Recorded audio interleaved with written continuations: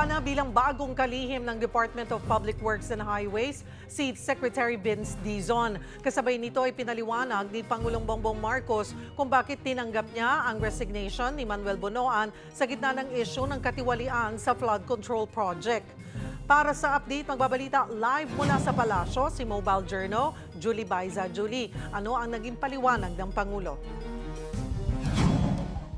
Sheryl, command responsibility. Yan daw ang dahilan ng pagbibitiw sa pwesto ni resigned DPWH Chief Secretary Manuel Bonoan ayon mismo kay Pangulong Bongbong Marcos.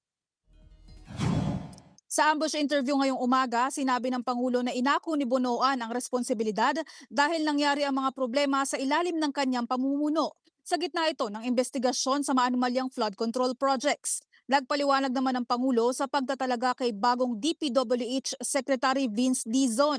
Nailatag na raw nito ang mga kailangang gawin at ayusin sa DOTR kaya maaari na niya itong iwanan. Binanggit din ng Pangulo na may experience at familiar si Dizon sa pagtatrabaho sa Public Works and Highways. Papalitan si Dizon ni Transportation Undersecretary Giovanni Lopez na nakaupo bilang acting secretary.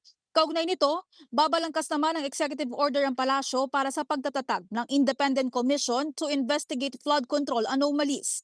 Ang Independent Commission ang magrerekomenda ng susunod na aksyon para sa mga matutuklasang dawit sa korupsyon at may pananagutan sa palpak at ghost flood control projects. Wala pang pangalan kung sino ang mamumuno sa commission pero tiyak daw na maglalagay ng forensic investigators, abogado, prosecutors at justices.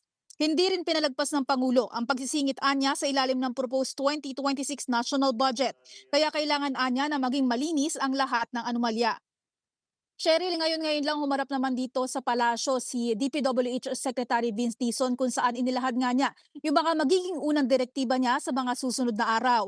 Kinumpirma ni Dizon na pagsusumitihin niya ng courtesy resignation ang lahat ng opisyal ng DPWH top to bottom. Mula daw yan sa undersecretary hanggang sa district engineers. Pangalawa, magpapatupad din ng lifetime ban sa mga contractor ng ghost projects. At panghuli, iuutos ni Dizon ang revamp sa Philippine Contractors Accreditation Board. Sheryl? Maraming salamat, Mobile Journal, Julie Baiza.